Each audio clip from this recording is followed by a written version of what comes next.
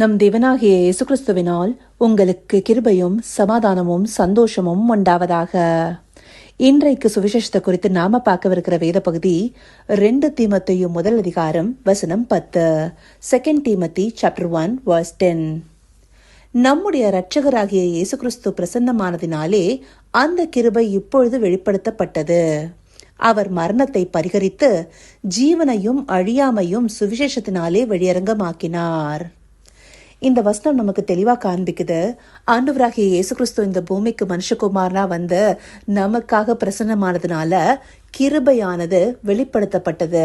நமக்கு யோவான் சுவிசேஷ புஸ்தகம் முதல் அதிகாரத்துல தெளிவாக கொடுக்கப்பட்டிருக்கு, அவர் கிருபைனாலும் சத்தியத்தினாலும் நிறைந்தவரா இருக்கிறார்னு சொல்லி. அப்படியாக கிருபையானது அவர் மூலமாக வெளிப்படுத்தப்பட்டிருக்கு. அந்த கிருபைய நம்ம இடத்துல எது கொண்டு வந்து சேர்த்தது? அததான் இதற்கு மேற்படியா இந்த வசனம் தெளிவுபடுத்துது.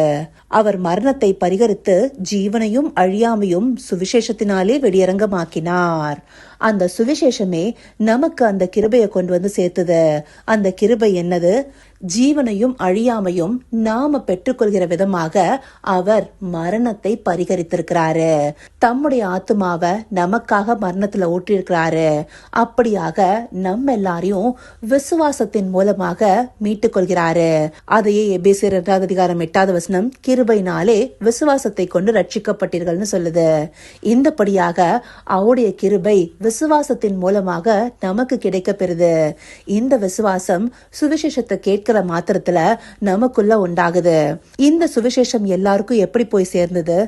ஆண்டவரோடு கூட இருந்த அப்போஸ்தலர்கள் எல்லாருமே இந்த சுவிசேஷத்தை உலகெங்கிலும் கொண்டு போய் சேர்க்கிறாங்க.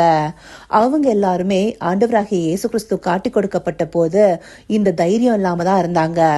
அவங்களுக்கு தேவன் மரணத்தை பரிகரித்து உயிர்த்தெழுந்த போது பரிசுத்த ஆவியானவரை கொடுக்கிறாரு. அப்படி பரிசுத்த ஆவியானவரை பெற்றுக்கொண்டு அவங்க இந்த சுவிசேஷத்தை உலகெங்கிலும் போய் பிரசங்கித்திருக்கிறாங்க.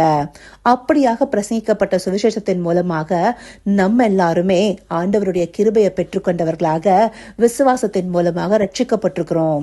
இந்த கிருபை எல்லாருக்கும் கொண்டு போய் சேர்க்கப்படணும் இல்லையா? எல்லாருமே இந்த ஜீவனையும் அழியாமையும் பற்றி தெரிந்து கொள்ளணும்ல. அப்படியாக அவங்க தெரிந்து கொள்வதற்கு நாம அந்த சுவிசேஷத்தை பிரசங்கிக்கிறது எவ்வளவு முக்கியமான கடமையா இருக்கு. அன்றைக்கு 12 அப்போஸ்தலர்கள் உலகம் முழுவதுமா இந்த சுவிசேஷத்தை கொண்டு போய் சேர்க்க முடிஞ்சதுன்னா அந்த சுவிசேஷத்தின் மூலமா இன்றைக்கு நாம அநேகர் ரட்சிக்கப்பட்டிருக்கிறோம்.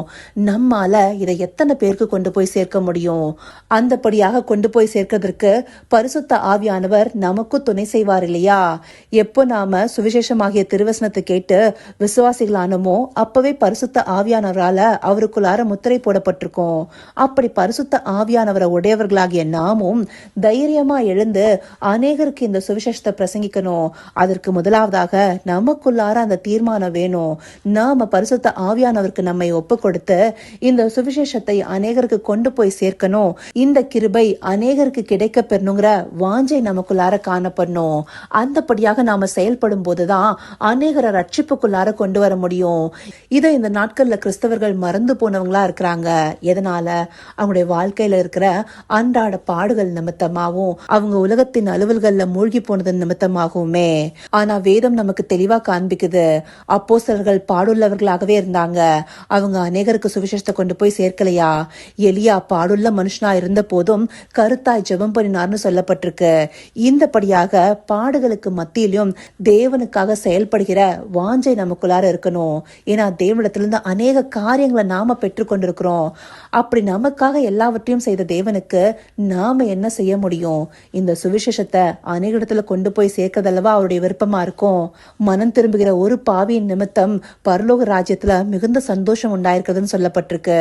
அப்படியாக ஒருத்தருடைய மனம் திரும்புதலுக்கும் அவங்களுடைய ரட்சிப்புக்கும் நாம காரணமா இருக்கும் போது தேவனுக்கு பிரியமான பிள்ளைகளாக நாம இருக்க முடியும். இந்தபடியா சுவிசேஷத்தை நாம அநேக இடத்துல கொண்டு போய் சேர்க்கணுங்கிறதுக்காகவே இந்த வார்த்தைகளை தினந்தோறும் தேவன் நமக்கு அனுப்பிட்டு இருக்காரு. இந்த சத்திய வார்த்தையுடைய மகிமையை நாம உணர்ந்து கொண்டது போல அநேகருக்கு உணர்த்து வைக்கிறோமா? முதலாவது நாம உணர்ந்திருக்கிறோமா? இதை எல்லாமே நாம நிதானிச்சு பார்க்கறதுக்காகவே இந்த வார்த்தைகள் வெளிப்பட்டிருக்கு. நாம கிருபையிலையும் சமாதானத்திலையும் பெருகணும்னா தேவனை அறிகிற அறிவுல வளரணும். 2 பேதுரு 1 அதிகாரம் 2 வசனம் இதையே சொல்லுது. தேவனையும் நம்முடைய கர்த்தராகிய இயேசுவையும் அறிகிற அறிவினால் உங்களுக்கு கிருபையும் சமாதானமும் பெருக கடவுது. உண்மையாவே நாம தேவனுடைய மகத்துவங்களை அறிந்து கொண்டோம்னா நமக்குள்ளார கிருபையும் சமாதானமும் பெருகினதாக இருக்கும். இதை நாம அநேக இடத்துல கொண்டு போய் சேர்க்கக்கூடிய தாகம் நமக்குள்ளார வரும். இந்தபடியாகவே அன்றைக்கு பவுலடியார் இருந்திருக்கிறாரு. 1 தெசலோனிக்கேயர் 2:8 நாங்கள் உங்கள் மேல் வாஞ்சியா இருந்து தேவனுடைய சுவிசேஷத்தை உங்களுக்கு கொடுத்ததும் அல்லாமல் நீங்கள் எங்களுக்கு பிரியமானவர்களானபடினாலே எங்கள் ஜீவனையும் உங்களுக்கு கொடுக்க மனதா இருந்தோம். அந்தபடியாக சுவிசேஷத்தை மாத்திரம் இல்ல, அந்த சுவிசேஷத்தை அறிவித்த மக்களுக்கு ஜீவனையும் கொடுக்க மனதா இருக்கிறதாக பவுலடியார் சொல்றாரு. நாம நம்முடைய ஜீவனை அல்ல, சுவிசேஷத்தை கொண்டு போய் சேர்க்கிற கடமையை நிறைவேற்றுபவர்களாக இருக்கணும். இந்தபடியானவர்களாக நாம இருக்கணுங்கிறதே தேவனுடைய விருப்பமா இருக்கு.